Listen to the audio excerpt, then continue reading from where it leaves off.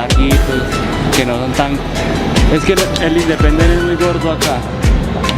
Me gusta bastante.